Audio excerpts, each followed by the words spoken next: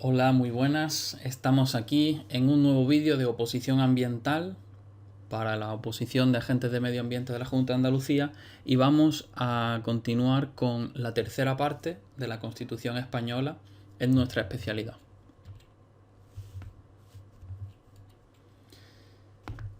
Correspondiente a los temas comunes 1, 2 y 3 de la Constitución española. Tercera parte. Vamos a estar viendo los títulos que nos quedan, el número séptimo de Economía y Hacienda, el octavo, Organización Territorial, noveno, Tribunal Constitucional, décimo, la reforma de la Constitución y además también las disposiciones finales que aparecen al final de la Constitución. Título séptimo, Economía y Hacienda. De aquí, este título comprende los artículos que van desde el 128 hasta el 136, pero nos vamos a estar centrando exclusivamente en el Tribunal de Cuentas, como un órgano que puede ser interesante de cara a los exámenes. Y que se corresponde con el último artículo, el número 136.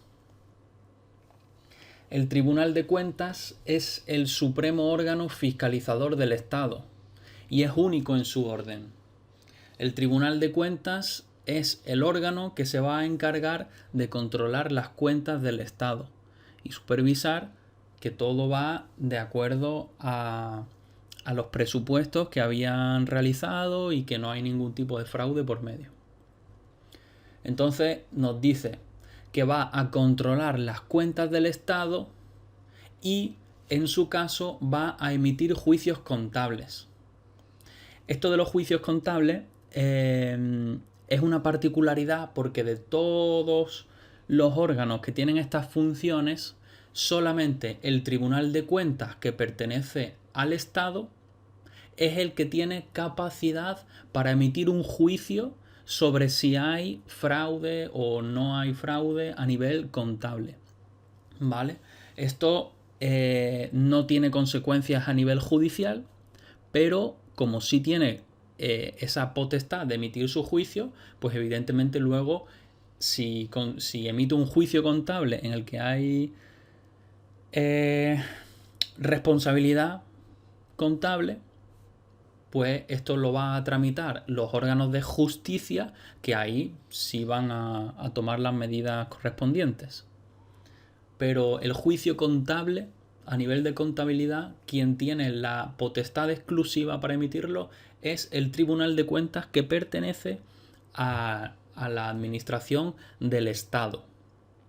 Y nos dice que particularmente le va a estar prestando atención, va a fiscalizar particularmente los tratos, los créditos y los cambios en el patrimonio de la administración. El Tribunal de Cuentas sigue una serie de principios de legalidad, de eficiencia, economía, transparencia, igualdad y de sostenibilidad ambiental.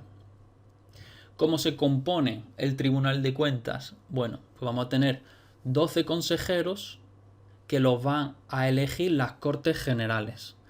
6 consejeros los va a coger o seleccionar el Congreso y los otros 6 el Senado. Cada Cámara de las Cortes Generales elige a sus 6 consejeros por una mayoría de 3/5 partes. 3/5 partes. Luego, a nivel de estructura y funcionamiento, la composición del Tribunal de Cuentas está formada por un presidente general, presidentes de las 2 secciones que vamos a ver. Estos 3 presidentes forman la comisión de gobierno del Tribunal de Cuentas. Vamos a tener las 2 secciones, que una es de fiscalización y otra es de enjuiciamiento. Una va a hacer el control y va a emitir su informe. Y sobre ese ejercicio de fiscalización, luego, posteriormente, la siguiente sección, en caso de necesidad, pues sería la encargable de lo relativo al enjuiciamiento de si hay responsabilidad o no. Responsabilidad contable. Y también tenemos a la Fiscalía y a la Secretaría General del Tribunal de Cuentas. Tiene un mandato por 9 años, esto es un tanto particular, 9 años, y el presidente solamente va a tener un mandato de 3 años. Ahora, el examen de las cuentas, este trabajo de fiscalización, de supervisión y de control sobre la contabilidad del gobierno, se va a realizar en un plazo de 6 meses una vez que se hayan recibido las cuentas. Un plazo de 6 meses. Y se nos dice que que el enjuiciamiento contable va a ser necesario, improrrogable, exclusivo y pleno.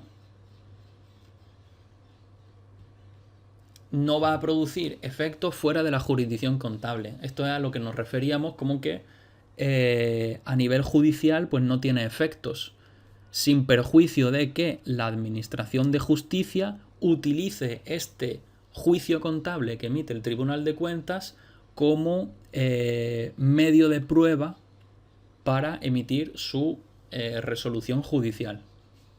¿Vale? Por eso se nos dice que el enjuiciamiento contable es necesario, improrrogable, exclusivo y pleno. Título octavo. La organización territorial del Estado. Comprende los artículos del 137 al 158. Vamos a ver que la organización del Estado fundamentalmente se basa en los municipios, las provincias y las comunidades autónomas. Cada una de estas entidades tiene potestades en su ámbito territorial y dentro de este ámbito territorial, con las potestades que tiene, goza de autonomía. El municipio sobre su territorio, la provincia sobre su ámbito territorial y la comunidad autónoma también. Gozan de autonomía para la gestión de sus intereses. La solidaridad territorial hace una parte fundamental dentro de cómo se va a organizar y cómo se van a relacionar las distintas administraciones territoriales entre sí. Y estábamos viendo en el artículo número 2 de la Constitución española que la Constitución se basaba también pues, en esta cohesión territorial del Estado, ¿no? En este principio de solidaridad territorial. Por eso, la solidaridad territorial se consagra en el artículo número 2 de la Constitución española y va a ser garantizada por el Estado. Lo que procura es conseguir un equilibrio económico que sea adecuado y justo entre los distintos territorios.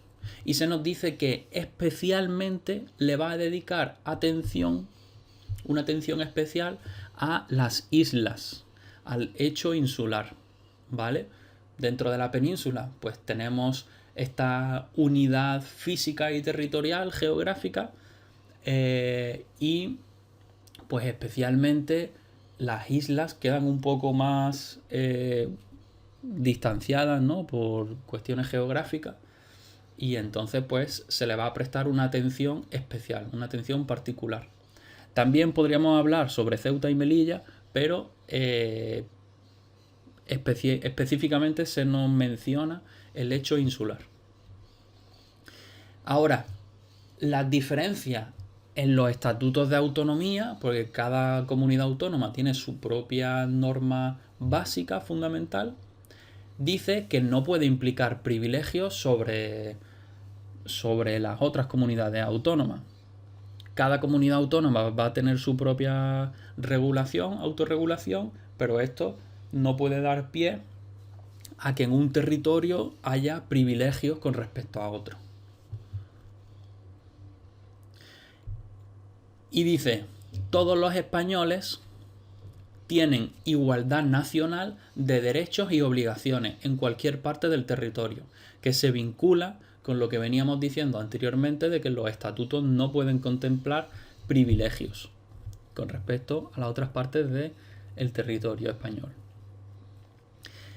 Y dice también, ninguna autoridad puede obstaculizar la libertad de circulación de bienes y personas ni el establecimiento de las personas en España.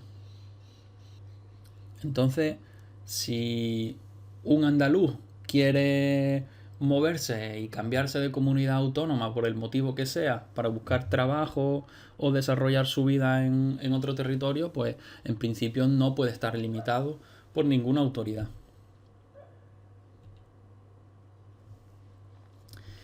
Seguimos con el título 8, referente a la organización territorial del Estado.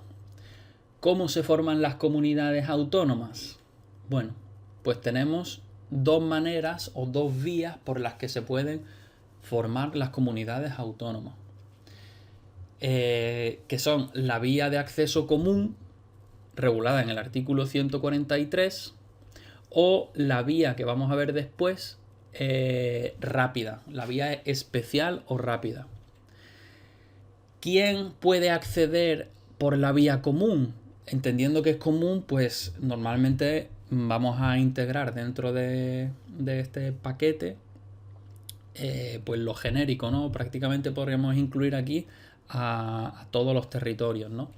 Pero se nos dice que van a ser las provincias limítrofes que tienen características comunes, limítrofes porque están unas junto a las otras, van a poder acceder a formar su propia comunidad autónoma. ¿Quiénes más? Las islas y también las provincias que tengan una entidad regional histórica común, ¿vale? O sea, ya pueden estar limítrofes y tener características comunes, pueden ser islas, o que tengan una entidad regional histórica. ¿Cómo se desarrolla esta iniciativa o quién inicia este procedimiento? Pues se nos dice que van a ser las diputaciones u órganos interinsulares. O sea, los órganos de gobierno de estos territorios, concretamente de las provincias, o los órganos que gobiernan los conjuntos de islas, son estos órganos de gobiernos junto a 2/3 partes, importantes las 2/3 partes, de los municipios que albergan dentro de sí estos territorios, y que esas 2/3 partes, esos 2/3 de los municipios, supongan a nivel de número de habitantes la mayoría del censo electoral de cada provincia. Eso como mínimo. O sea, sé que va a hacer falta que las 2/3 partes del total de los municipios se interesen en participar.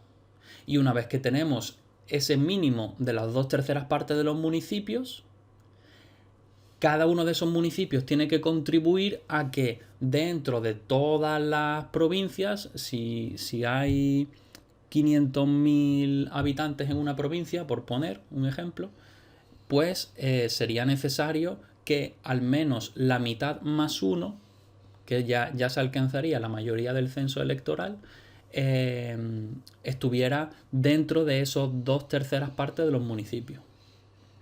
Esto es como mínimo.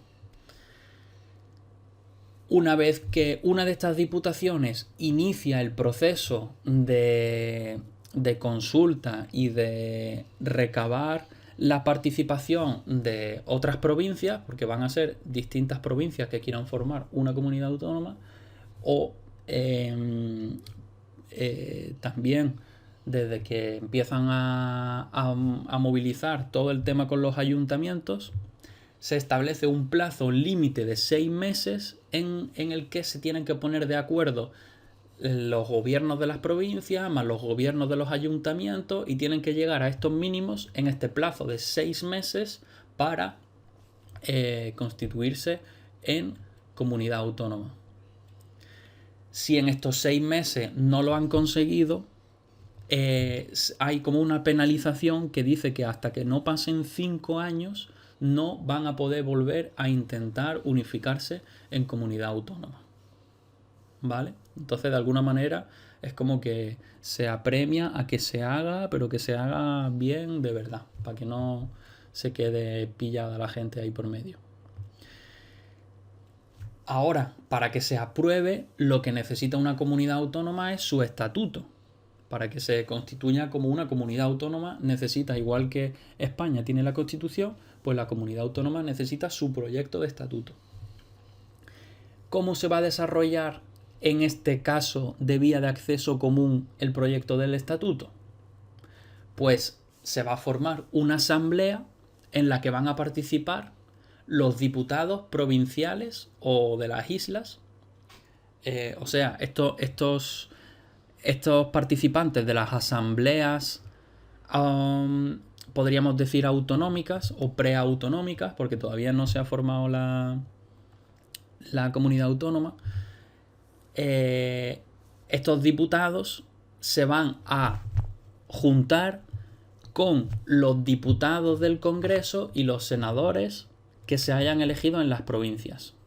O sea, que se va a formar una asamblea en la que van a participar los diputados de las provincias o de las islas, ¿vale? Que eso se puede decir que tienen jurisdicción a nivel de provincia o a nivel de islas, ¿no?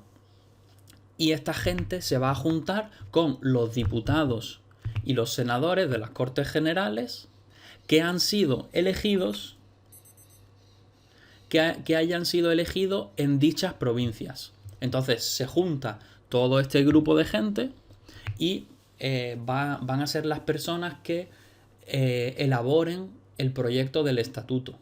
Y una vez que el proyecto del estatuto ha sido elaborado, lo proponen al Congreso a las Cortes Generales, se eleva a las Cortes Generales para que lo aprueben como una ley orgánica, ¿vale? Los estatutos de autonomía se tienen que aprobar, modificar, siempre mediante ley orgánica. Los estatutos de autonomía siempre con ley orgánica, tanto la creación como la modificación.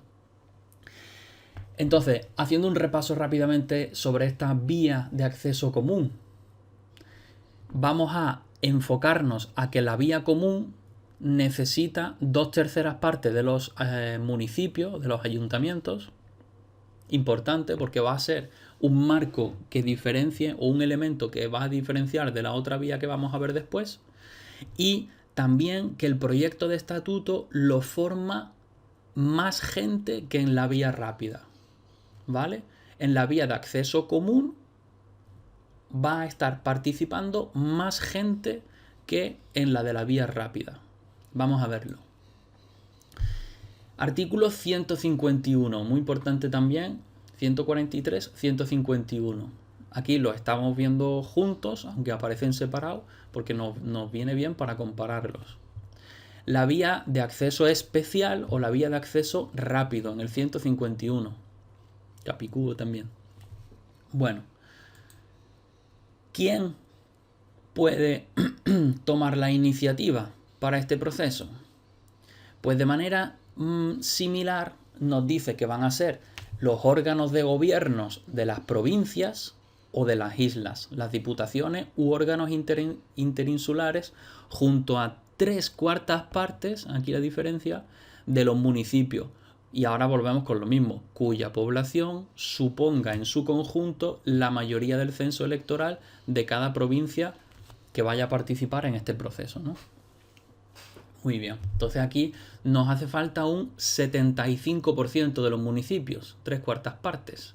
Aquí solamente era un 66%, ¿no? Entonces es un poco más exigente en la vía de acceso rápido.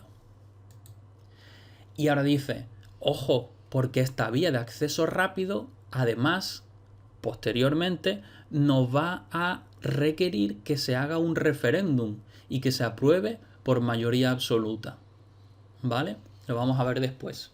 Entonces, la proporción de municipios que hace falta es superior y además va a necesitar la vía de acceso rápido un referéndum para aprobarse. Bueno, proyecto del estatuto. Aquí decíamos que iban a ser menos personas, ¿vale?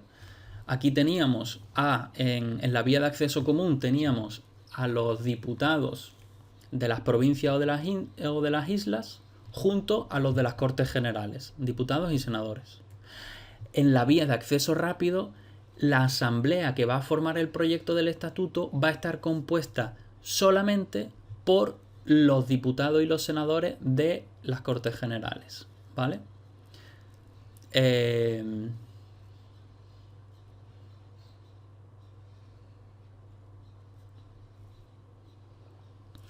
Nos dice, asamblea formada por los diputados y senadores que se hayan elegido en las provincias, ¿vale?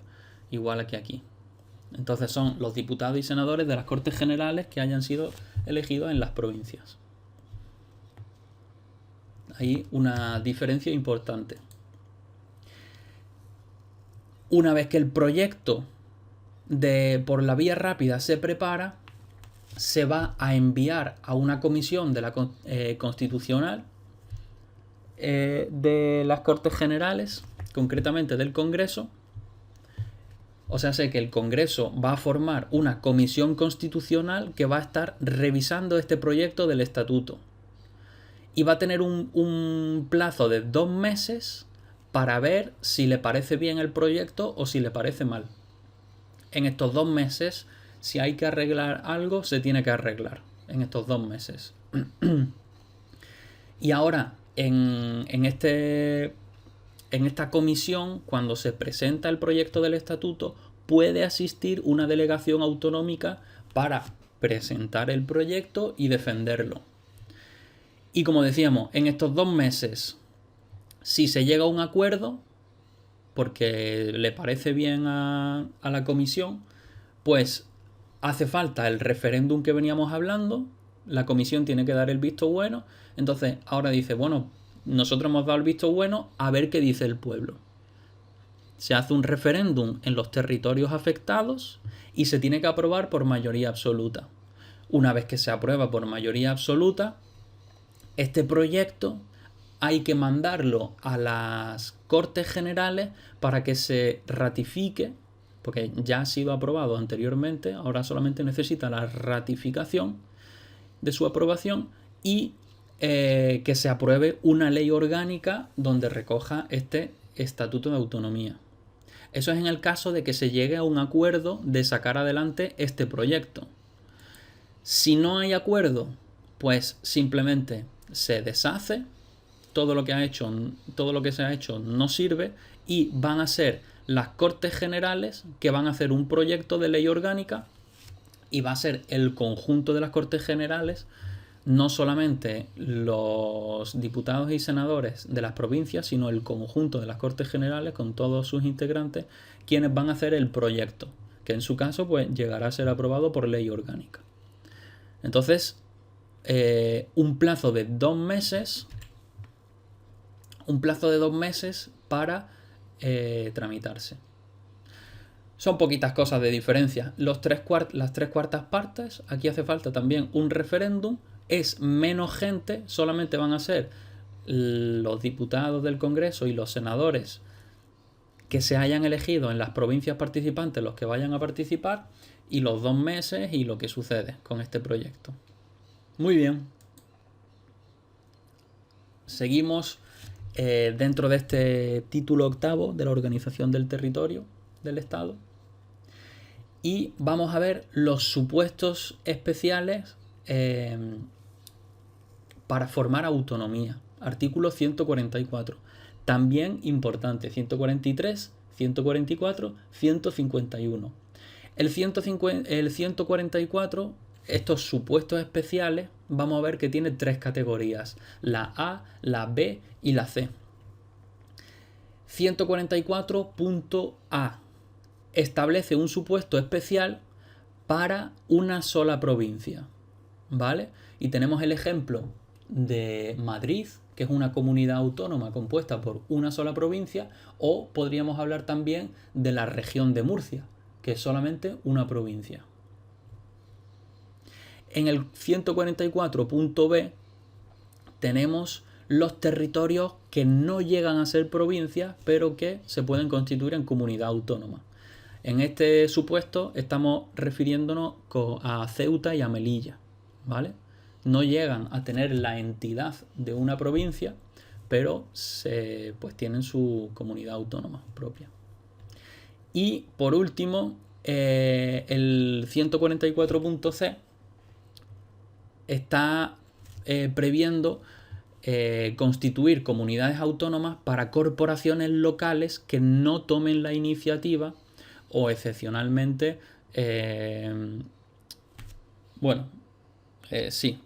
para las provincias, podríamos decir así, que se hayan quedado al margen, que son el caso de Segovia y de Almería. Tanto Segovia como Almería no estuvieron de acuerdo en integrarse dentro de Castilla y León o de Andalucía respectivamente, y entonces mediante este procedimiento el gobierno de España como que dijo: vosotros no os podéis quedar solos, y entonces pues Almería se incorpora en Andalucía y Segovia se incorpora en Castilla y León. Además, hay otros supuestos especiales que ya no son de estos artículos, sino que son de las disposiciones que vienen al final de la Constitución. La disposición adicional primera es para la Comunidad Foral de Navarra. Navarra anteriormente pues ya estaba constituida como una comunidad foral, los fueros, que son una especie de derechos que antiguamente tenían ciertos privilegios, ahora ya pues vemos que no puede haber privilegios, pero bueno, como tiene cierta cuestión histórica de relevancia, pues la disposición adicional primera sirve para constituir la Comunidad Foral de Navarra.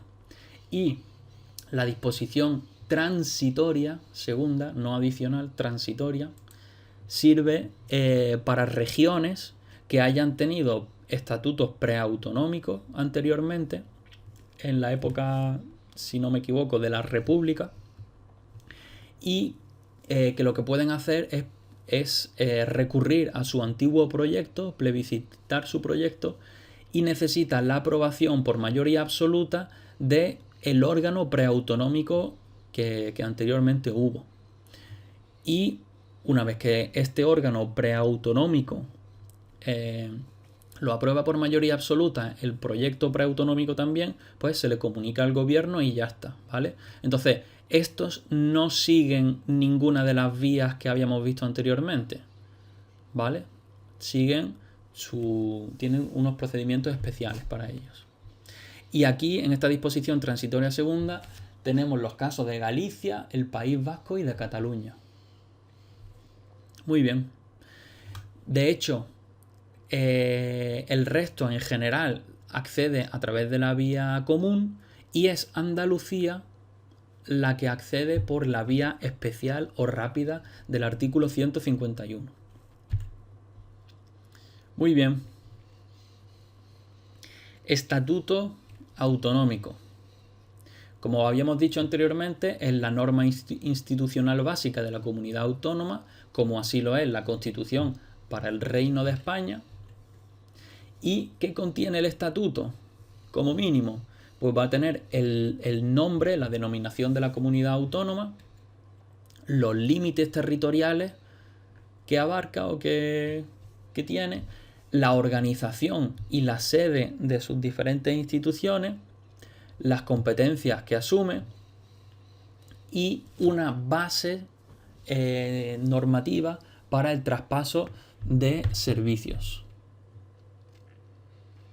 Ahora, ¿cuál es la organización básica de la comunidad autónoma?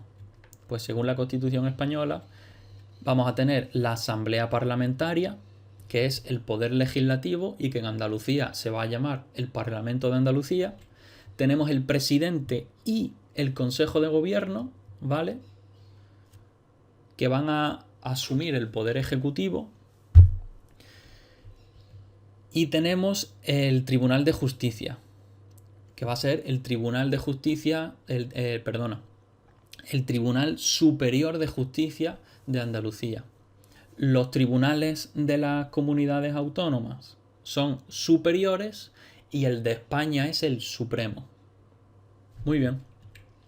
Ahora dice, los estatutos pueden establecer circunscripciones territoriales propias, basadas en la agrupación de municipios que estén juntos, sean limítrofes, y que van a tener plena personalidad jurídica, como podrían ser comarcas o son agrupaciones de municipios diferentes de la provincia.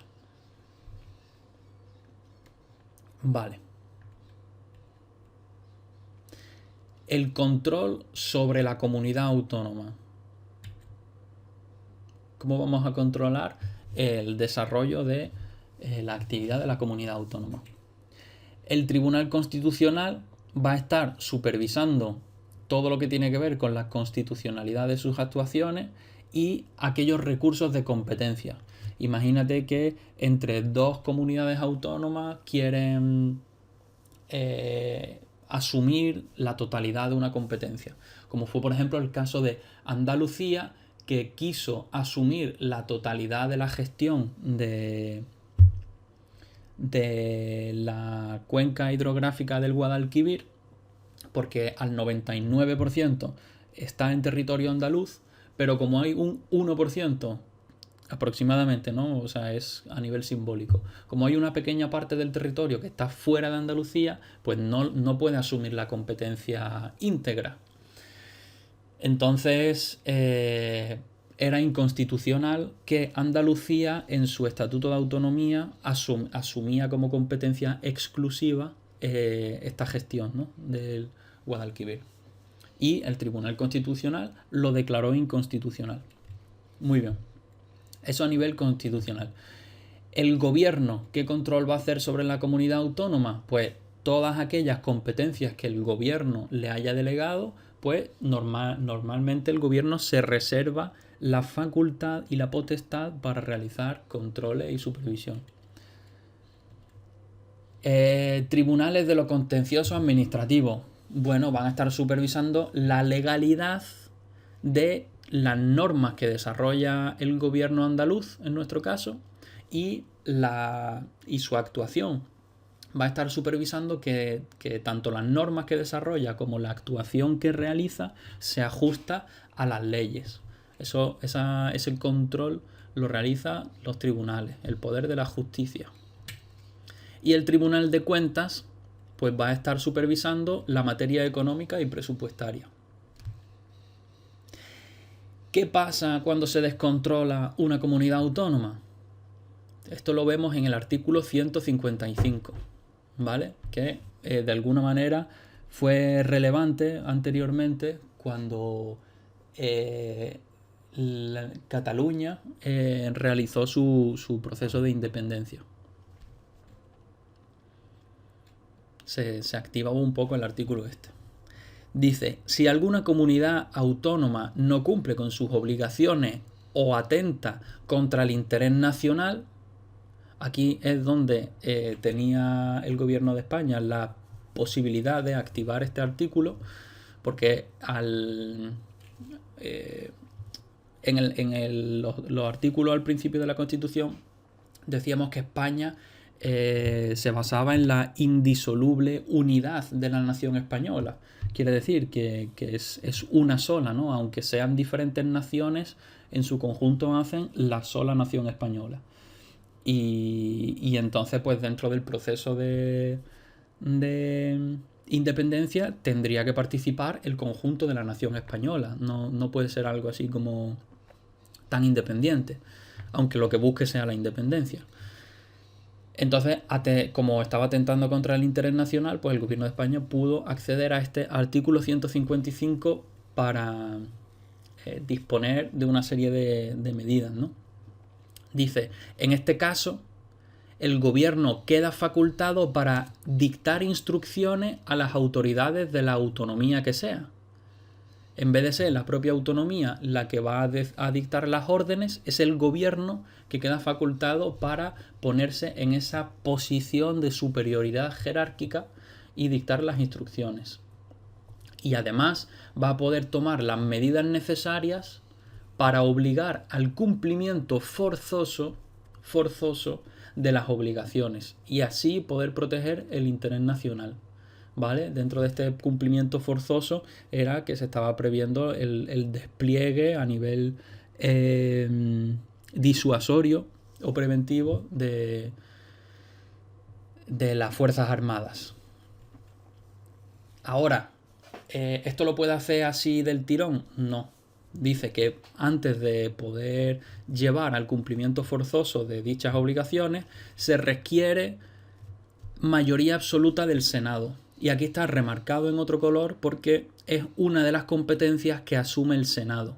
Normalmente el Senado tiene poco que decir, pero aquí, cuando la comunidad autónoma se descontrola, es el Senado quien tiene que votar por mayoría absoluta la aceptación de que el gobierno ocupe esa posición jerárquica, esa posición de directriz, de emitir directrices e incluso de llegar a tomar las medidas que sean necesarias. Lo tiene que consentir el Senado.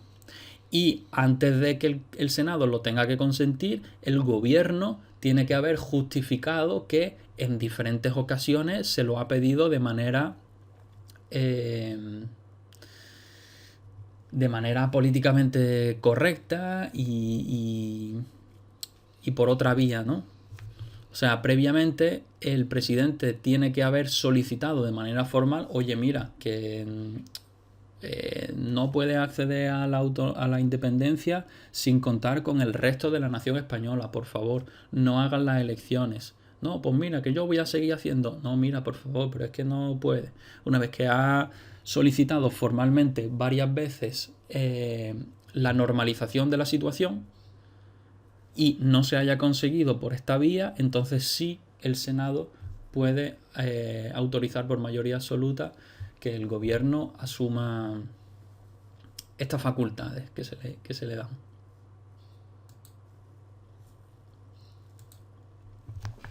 ¿Cómo se distribuyen las competencias entre el Estado o la comunidad autónoma y el Estado? Esto lo habíamos visto anteriormente en otro tema. Bueno, pues entre comunidad autónoma y el Estado. Los artículos 148 y 149.3 recogen las competencias que puede asumir la comunidad autónoma, que se nos dice que directamente va a poder asumir todas las competencias que vienen en el 148, y la coletilla del 149.3 nos dice que todas aquellas competencias que el Estado no se haya reservado para sí misma, también las va a poder asumir la comunidad autónoma, ya sea en un plazo de 5 años desde que se haya constituido la comunidad autónoma, o directamente en el caso de que acceda, por ejemplo, por la vía especial. El Estado tiene las competencias reservadas que aparecen en el artículo 149.1. Y bueno, también recordábamos aquí que además de las competencias que vienen en estos artículos, el gobierno puede traspasar servicios y funciones a la comunidad autónoma. Entonces, con un poquito más de detalle, el 148 de la Constitución Española recoge las competencias que puede asumir la comunidad autónoma directamente, y que de las medioambientales teníamos la ordenación del territorio, el urbanismo y la vivienda, por el impacto que tiene especialmente sobre el territorio y el ecosistema que pueda haber en él, ¿no? El medio ambiente, el ecosistema natural, urbano, mixto. Agricultura y ganadería, montes y aprovechamiento forestal, la gestión del medio ambiente, todo lo que tiene que ver con calidad ambiental, la caza, la pesca de interior, no del mar, no, de interior, marisqueo y acuicultura. Muy bien. ¿Y el gobierno qué se va a reservar? Bueno, pues dice que el artículo 149.1 reserva al Estado la legislación básica en lo que tiene que ver con la protección del medio ambiente, montes, aprovechamientos forestales y vías pecuarias. Y además, también la legislación ya no es básica, sino la legislación propiamente dicha, y la ordenación y la gestión de los recursos hídricos en los que participen diferentes comunidades autónomas o diferentes comunidades intercomunitarias. También se contemplaría aquí que participen otros países, ¿no? Como puede ser Portugal. Y bueno, ¿qué nos decía el artículo 149.3? Pues eso de que las materias que no se reserve expresamente el Estado las van a poder asumir las comunidades autónomas en su estatuto, ya sea pasados 5 años desde que se constituya la comunidad como comunidad autónoma o directamente, por ejemplo, en el caso de que acceda a la autonomía a través del artículo de la vía rápida o especial del artículo 151. Y ahora dice que el derecho estatal es supletorio del autonómico en todo caso. En todo caso que la autonomía no haya desarrollado una legislación sobre una materia concreta, pues se va a aplicar la legislación estatal. No es como que sea superior, sino que si no la hay, pues se aplica de forma supletoria en todo caso, porque no puede quedar algo sin regularse. Bueno, hay más. Hay una serie de leyes que relacionan al Estado y la comunidad autónoma con respecto a los ejercicios de las competencias. Entonces, tenemos la ley marco, que lo que hace es que permite a la comunidad autónoma elaborar leyes que sean de competencia exclusiva del Estado. El Estado tiene una competencia suya y se la va a delegar a la comunidad autónoma. Entonces lo que hace es que elabora una ley marco donde va a establecer las condiciones para que asuma esta delegación. Aquí es importante hacer una distinción, porque teníamos que diferentes tipos de delegaciones. Por un lado, aquí estamos viendo que el poder legislativo del Estado va a delegar en el poder legislativo también de la comunidad autónoma. Pero es que habíamos visto anteriormente que el poder legislativo de la comunidad autónoma podía delegar en el gobierno, en el poder ejecutivo. Entonces ahí hay una diferencia que conviene tener bien separada y bien distinguida, que una cosa es la delegación que hace del legislativo estatal al legislativo autonómico y otra cosa es lo que hace el legislativo al ejecutivo, ¿vale? Que son poderes distintos. Aquí estamos legislativo. Entonces la ley marco lo que hace es establecer unos límites y unos principios que van a tener que respetarse, ¿no? Como unas condiciones. Yo te pongo este marco de condiciones y dentro de esto tú puedes desarrollar esta competencia exclusiva que es del Estado. Y que va a prever la modalidad de control que se va a reservar el poder legislativo del Estado sobre el de la comunidad autónoma, ¿vale? Se reserva modalidades de control. Ley de transferencia o de delegación. Aquí esta sí es una competencia en la que no te la delego con un condicionamiento, con el marco ese, sino que directamente te atribuyo la potestad completa. Entonces, como es un poco más especial, porque ya no te estoy condicionando, sino que te dejo, entre comillas, libertad para asumir esta delegación, necesita aprobarse mediante ley orgánica. O sea, que podríamos decir que es una ley orgánica de transferencia o delegación. A diferencia de las otras que vamos a ver, esta es la única que es ley orgánica, ¿vale? Entonces, transfiere la competencia directamente a la comunidad autónoma. Y va a incluir todos los medios que sean necesarios, los medios materiales y financieros. Y también se va a prever una forma de control que se reserva nuevamente del poder legislativo del Estado sobre el de la comunidad autónoma. Entonces, las particularidades. se transfiere de manera completa, entre comillas, sin ningún tipo de condicionamiento o marco. Por eso hace falta una ley orgánica, porque es más sensible, y va a incluir todos los medios que sean necesarios para ejecutar dicha delegación. ¿Vale? Y estamos hablando o de leyes o también competencias ejecutivas, ¿vale? Aquí no tiene que ser exclusivamente que se transfiera una potestad de hacer leyes, que puede ser una competencia que sea ejecutiva. Y la ley de armonización, ¿qué es lo que hace? Armonizar. Esto tiene que ver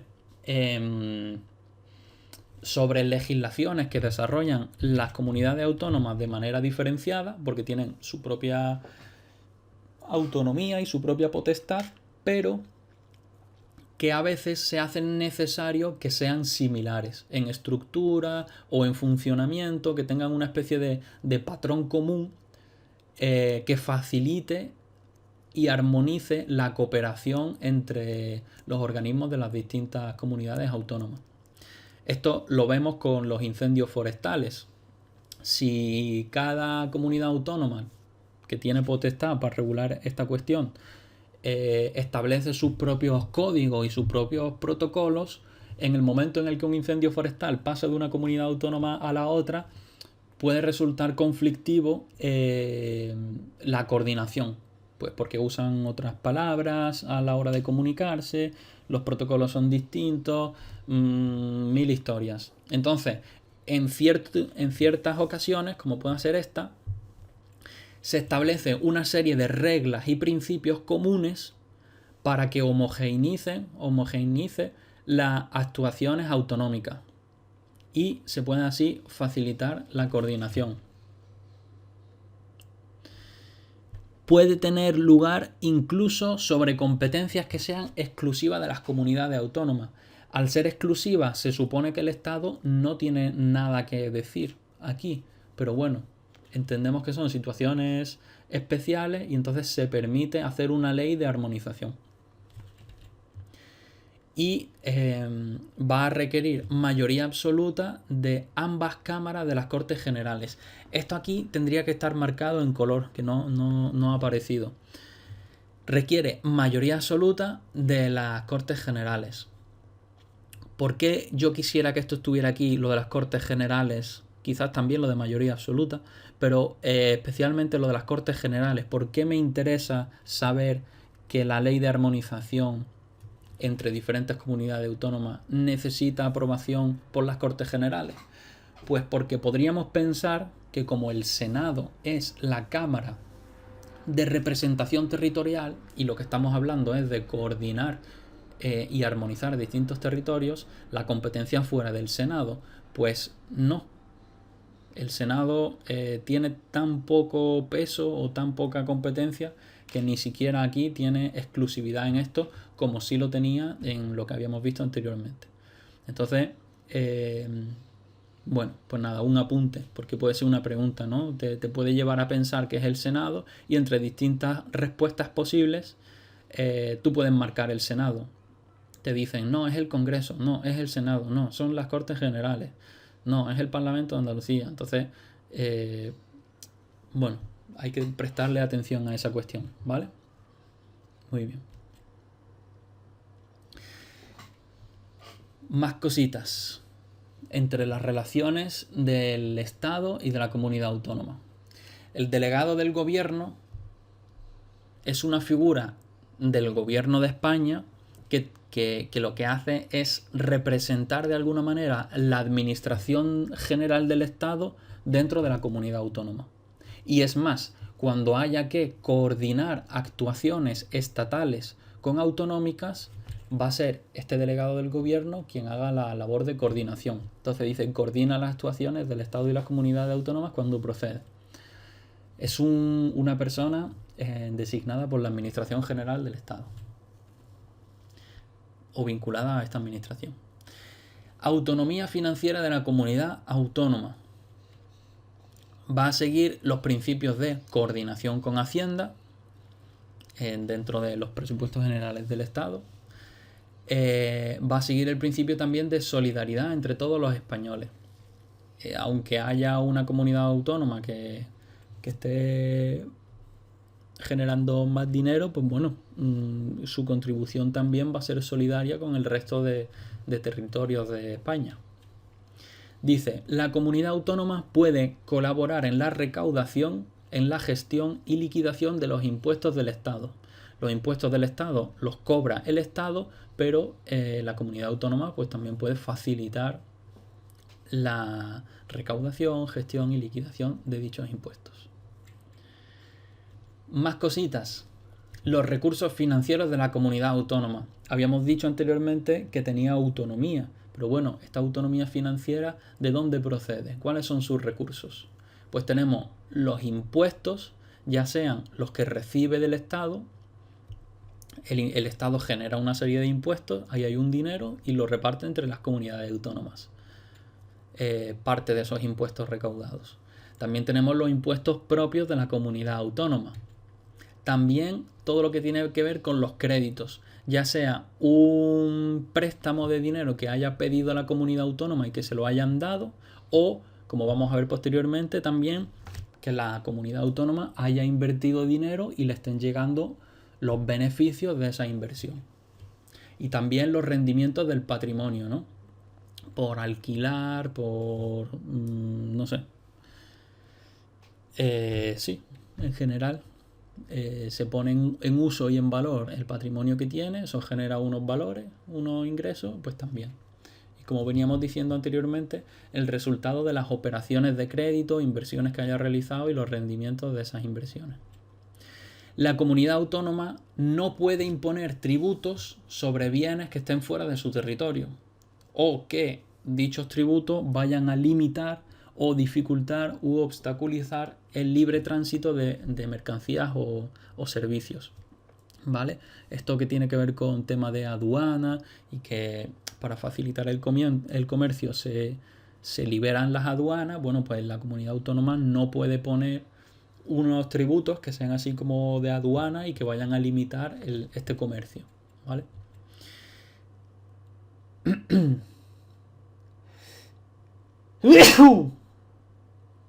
Ay, disculpa. Las competencias financieras, las normas que vayan a ayudar a resolver los conflictos y las maneras en las que pueden colaborar las comunidades autónomas entre sí o con el Estado, se van a regular por ley orgánica. Y el Fondo de Compensación Interterritorial.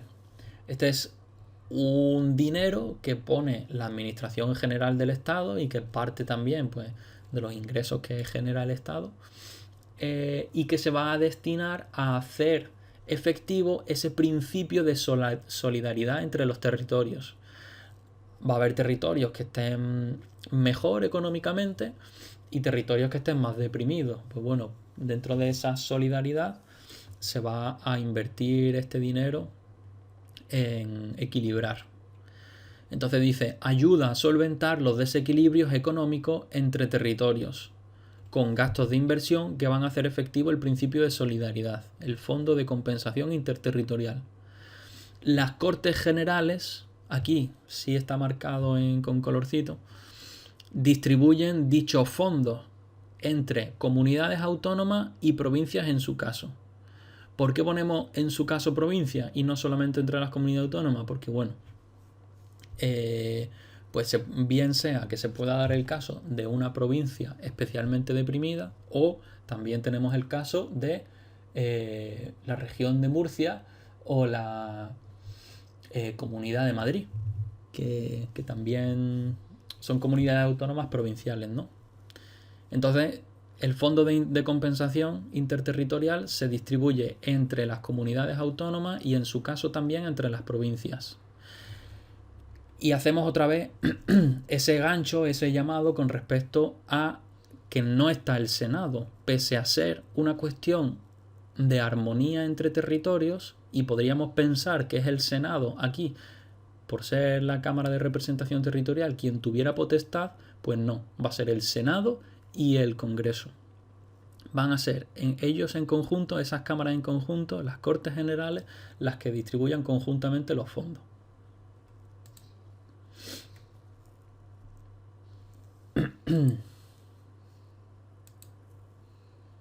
Vale, aquí se ha colado el Tribunal de Cuentas otra vez.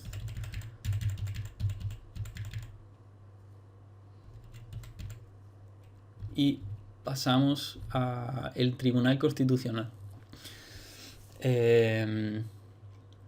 Pasamos del título 8º de Organización Territorial del Estado al título 9º sobre el Tribunal Constitucional. Es un órgano jurisdiccional único en su orden. Esto sí es similar al Tribunal de Cuentas, que también es único en su orden. ¿Por qué es único en su orden el Tribunal Constitucional? Porque dentro del Reino de España va a ser el único órgano habilitado para tratar cuestiones que tienen que ver con la Constitución española. A nivel de si es conforme o no es conforme con ella, con la Constitución. Porque bueno, la reforma de la Constitución, como vamos a ver después, la realizan las Cortes Generales. Pero todo lo que tiene que ver sobre la constitucionalidad lo va a realizar este Tribunal Constitucional, único en su orden. ¿Por quién está compuesto este Tribunal Constitucional? Pues dice que van a ser 12 miembros nombrados por el rey. ¿Y de dónde salen estos miembros?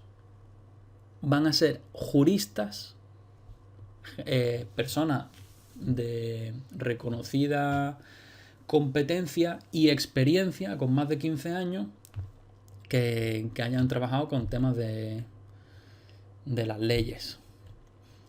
Van a ser seleccionados de los 12, 4 lo va a elegir el Congreso, otros 4 el Senado, ahí tenemos 8, faltan 4.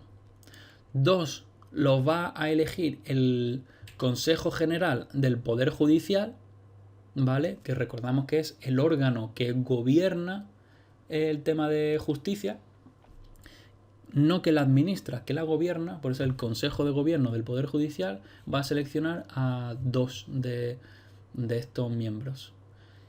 Y los otros 2 va a ser el gobierno. El gobierno pues lo elige directamente, pero como el Congreso, el Senado y el Consejo General del Poder Judicial está compuesto por muchas personas, son órganos colegiados, se necesita que se apruebe por mayoría de 3/5 partes. ¿Vale? Los 4 del Congreso, los 4 del Senado y los 2 del Consejo General del Consejo de Gobierno del Poder Judicial se aprueban por mayoría de 3/5 su selección. Y los otros 2 restantes pues los selecciona el gobierno. El mandato, 9 años y renovados por terceras partes cada 3 años.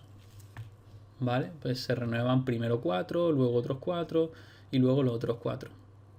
Cada 3 años se van renovando los miembros del Tribunal Constitucional. Y el presidente va a ser propuesto por el Pleno del propio Tribunal Constitucional. Lo propone el Pleno, se aprueba por mayoría absoluta en primera votación, o si no, en la segunda votación de todos los candidatos, el que tenga el mayor número de votos. Y una vez que sea seleccionado, lo nombra el rey. Ahora, el Tribunal Constitucional emite unas sentencias sobre la constitucionalidad de lo que sea, ¿no? Entonces, estas sentencias se van a publicar en el Boletín Oficial del Estado, y si hubiera votos particulares de, no, pues mira, el tribunal dice que esto no es constitucional, pero hay una persona que dice que sí. Bueno, pues eso también se anota y se publica, se hace saber. Y tienen el valor de cosa juzgada a partir del día siguiente de su publicación. El valor de cosa juzgada es que una vez que el tribunal se pronuncia a través de una sentencia sobre una cuestión, esa cuestión ya tiene el valor de cosa juzgada. Lo que significa que si en el futuro se vuelve a plantear la misma cuestión, se puede recurrir a esta sentencia antigua porque ya fue juzgado y se entiende que podría ser asimilable o... ¿vale? Entonces no sería necesario pues hacer todo el procedimiento para determinar si sí o si no, porque ya tendría ese valor de cosa juzgada. Y tienen el valor de cosa juzgada a partir del día siguiente, ¿vale?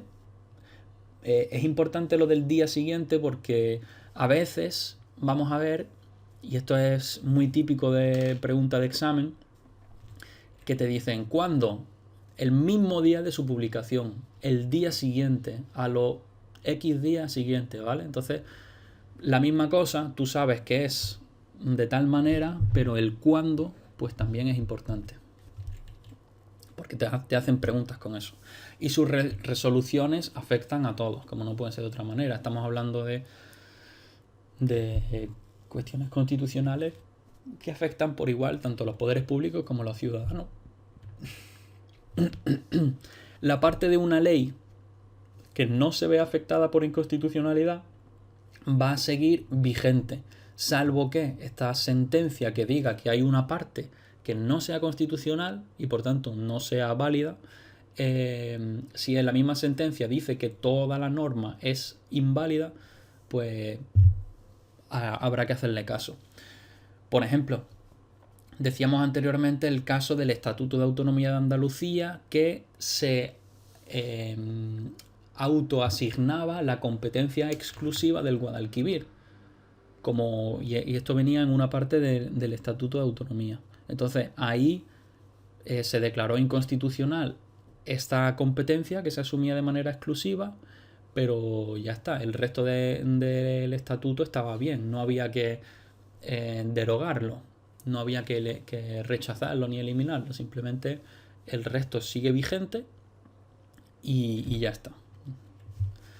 Otra cosa sería si hubiera establecido lo contrario y dijera, no, pues esto está mal y por tanto se va todo al garete. Bueno, sería otro caso. Los miembros del Tribunal Constitucional son independientes e inamovibles, tienen el mismo régimen de incompatibilidad que los miembros del Poder Judicial.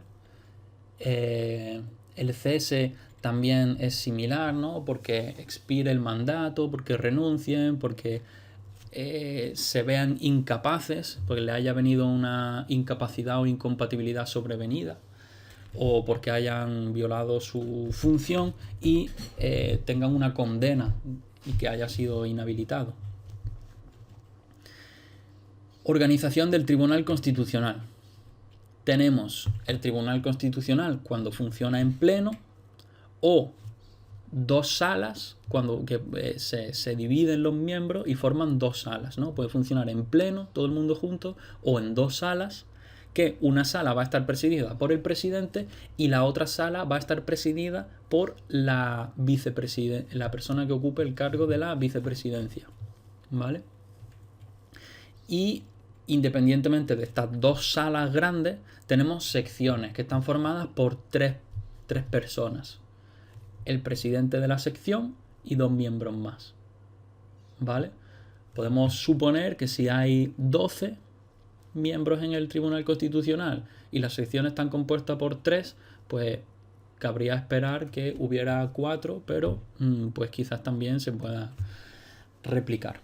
La cuestión que la sección está formada por un presidente y dos miembros, por 3 personas.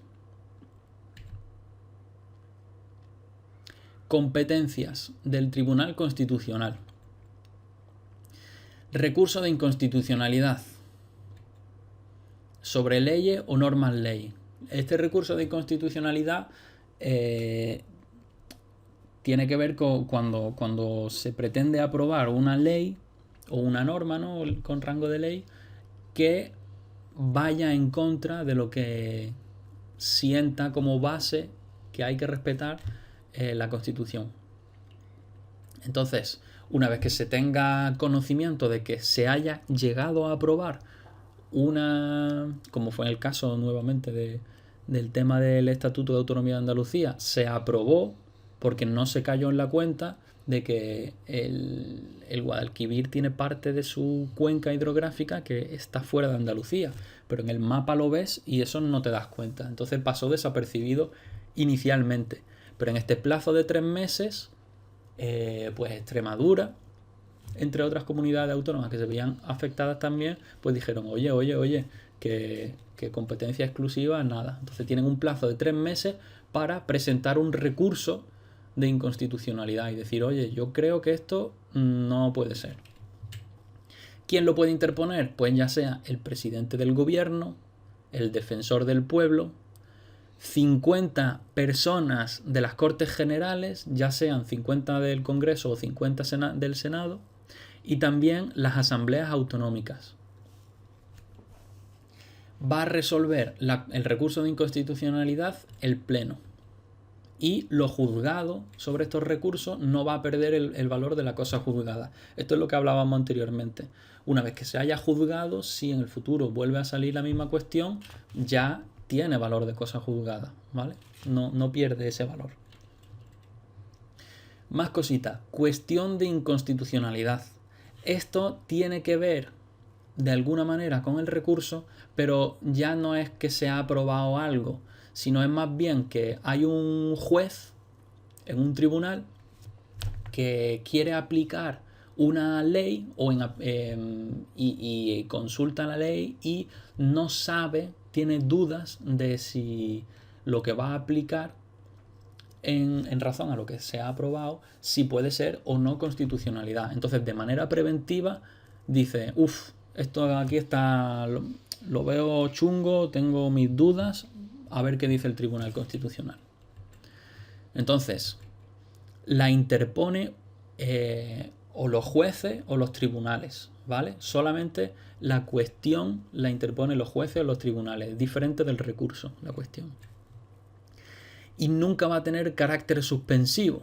Si no va a suspender el desarrollo de las actuaciones o de la tramitación que esté en curso, no, nunca va a tener carácter suspensivo. ¿Quién resuelve? Pues resuelve el Pleno también. En general vamos a estar viendo que va a resolver el Pleno. Recurso de amparo. Este recurso sirve de alguna manera para dar una protección especial a los derechos y libertades fundamentales, los derechos fundamentales y las libertades públicas de los ciudadanos, y otras cuestiones como era el derecho de igualdad, el derecho a la objeción de conciencia y también, ¿no?, cuando se vulnera uno de estos derechos se puede acceder o se puede solicitar este recurso para protegerse, que tiene un procedimiento especial. Tiene que ver con los derechos fundamentales que veníamos diciendo, el artículo 14 de la igualdad y el 30.2 de la objeción de conciencia. Lo interpone o lo puede interponer ya sea la propia persona que se vea afectada, el defensor del pueblo en su ejercicio, ¿no?, de su propia función, en el ejercicio de su propia función, o el Ministerio Fiscal, que como recordamos venía buscando el cumplimiento de las leyes en beneficio de la sociedad en general, ¿no?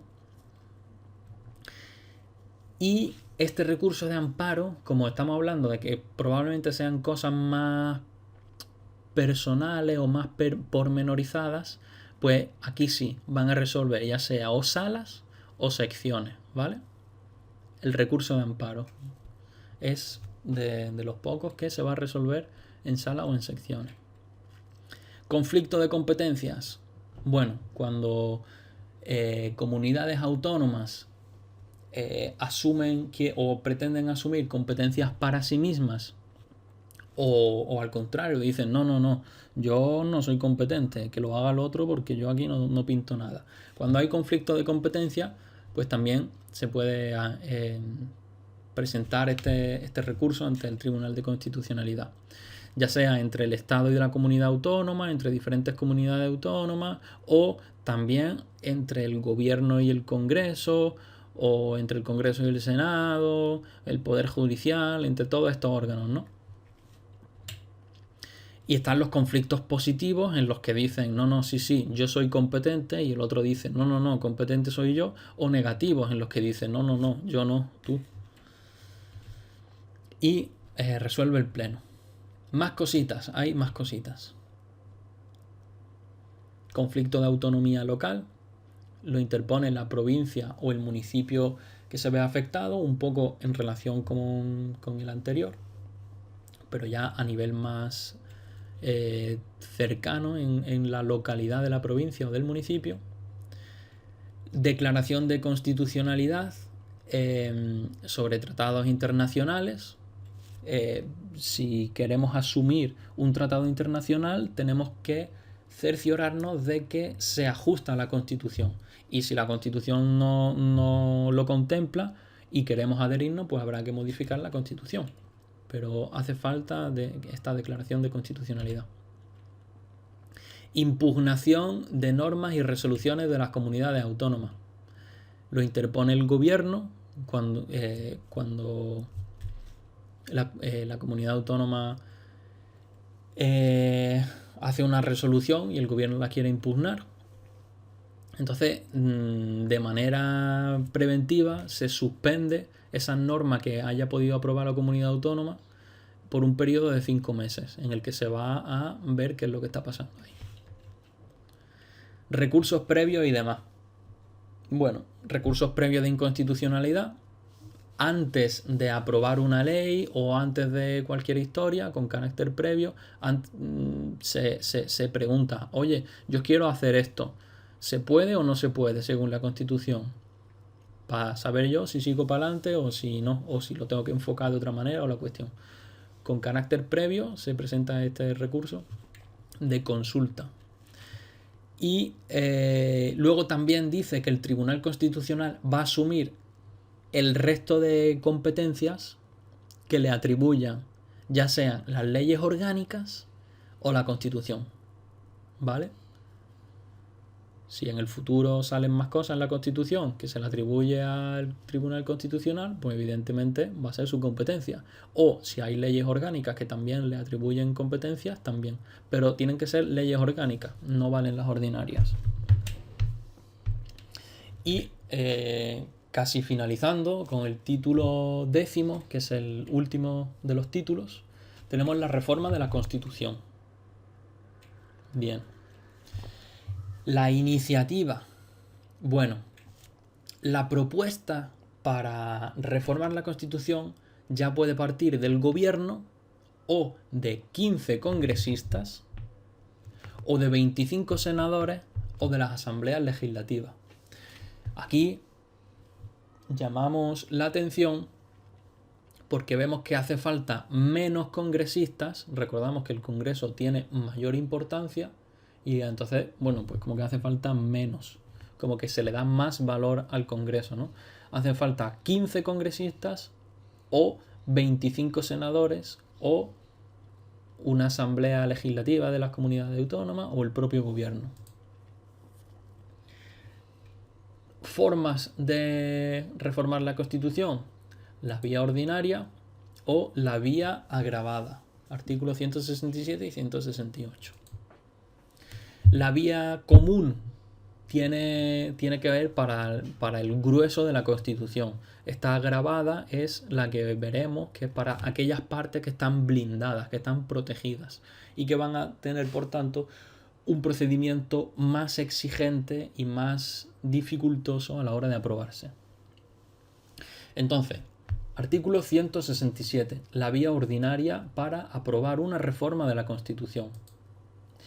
Requiere 3/5 partes de ambas cámaras, tanto del Congreso como del Senado, sobre la propuesta inicial. O sea, se toma la iniciativa por alguna de estas partes, de estos elementos que tienen esa capacidad, y elaboran una propuesta que se la llevan a las cámaras, al Congreso y al Senado, se la llevan a las Cortes Generales. Y las Cortes Generales, ambas cámaras, tienen que aprobar esta propuesta inicial por 3/5 partes de ambas cámaras. Primero vota el Congreso y después el Senado. Si falla y no se consigue, por las mismas mayorías se va a votar sobre una propuesta que elabore una comisión paritaria. La propuesta inicial, si falla, dice, bueno, pues la propuesta inicial no. A ver si una comisión formada por integrantes del Congreso e integrantes del Senado retocan un poquillo el texto y a ver si en esta propuesta que elabora esta comisión paritaria va a salir adelante o no. Bueno, pues se vota y necesita la misma mayoría de 3/5 partes de ambas cámaras, del Congreso y del Senado. O si falla nuevamente, pero dentro de esta última votación el Senado lo aprueba por mayoría absoluta, o sea, el Senado lo aprueba, pero el Congreso no. Bueno, o mejor dicho, si el Senado lo aprueba con mayoría absoluta, pero falla, porque hace falta que sea aprobado por 3/5 partes de ambas cámaras, se podrá aceptar por 2/3 partes del Congreso. ¿Vale? Entonces, ¿dónde está aquí la cuestión? Primero es la votación sobre la propuesta inicial, la segunda sobre una propuesta que elabora una comisión paritaria, y sobre esa propuesta, si no lo consigue, pero se ha obtenido mayoría absoluta, tenemos mayoría simple. Vamos a hacer una pequeña explicación sobre esto. Mayoría simple simplemente significa que hay más votos a favor que en contra, solamente. Esa es la simple, más a favor que en contra. Pero la mayoría absoluta nos pide la mitad más 1. O sea, haría falta un 50% más 1. Bueno, pues si falla, no se consigue, pero hay mayoría absoluta del Senado, se puede aprobar por 2/3 partes del Congreso. ¿Vale? Es como un poco el itinerario que sigue. Primero la propuesta inicial, luego la propuesta de la comisión paritaria por 3/5 partes, y si tampoco, pues mayoría absoluta del Senado y 2/3 partes del Congreso. Este pequeño itinerario y las mayorías que hacen falta son importantes. Luego, una vez que se haya aprobado, existe la posibilidad de hacer un referéndum de ratificación. No es obligatorio, pero se puede hacer. Puede solicitarlo una 10ª parte de cualquiera de las cámaras, ya sea del gobierno, o sea, del Congreso o del Senado. Y tiene que hacerlo en el plazo de 15 días desde su aprobación, ¿vale? Los desde también son importantes. Desde, hasta, tras.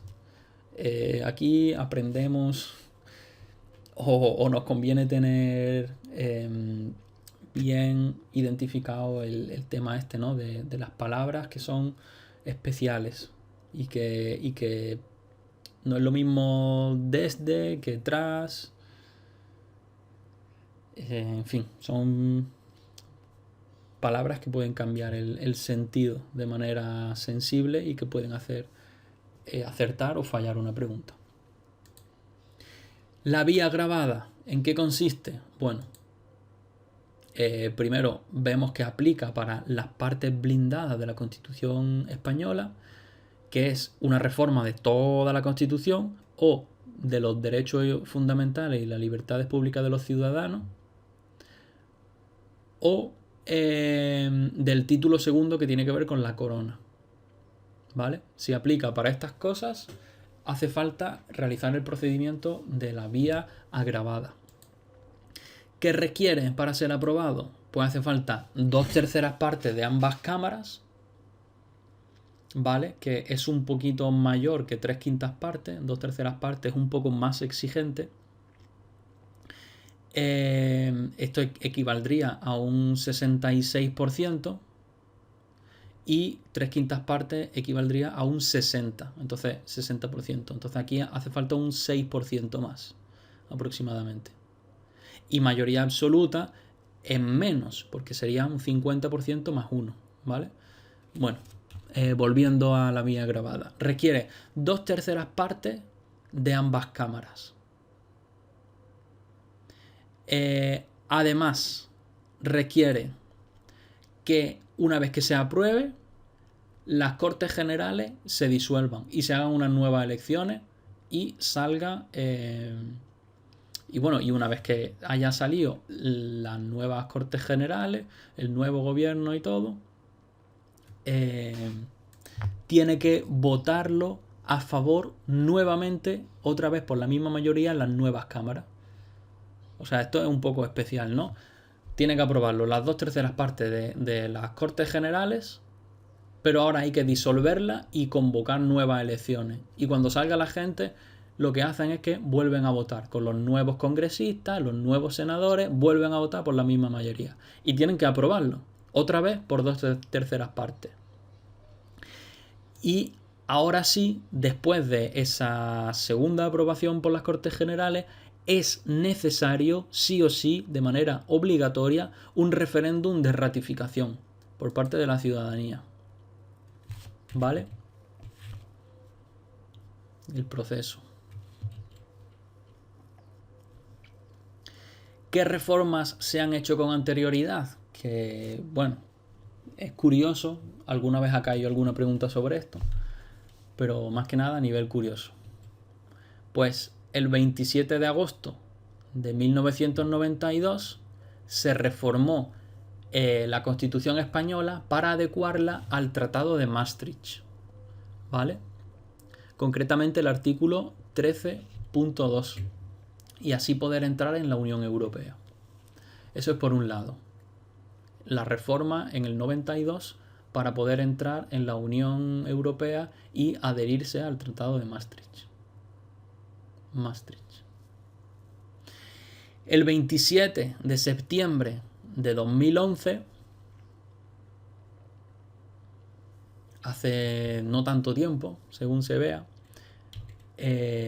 se reforma el artículo 135 de la Constitución para asegurar el principio de estabilidad presupuestaria, dando preferencia a los compromisos adquiridos con los bancos sobre los compromisos con la ciudadanía española.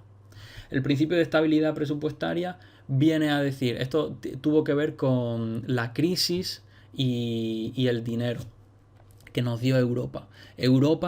El Banco Central Europeo nos dio dinero para rescatar a los bancos, ¿no? Los bancos hicieron un desastre por la gestión que tuvo, ¿no?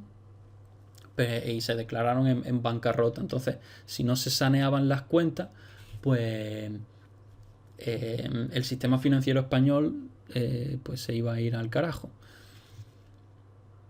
Entonces, el gobierno de España pide dinero a la Unión Europea y la Unión Europea dice, yo te doy dinero siempre y cuando tú... Y fíjate qué cosas.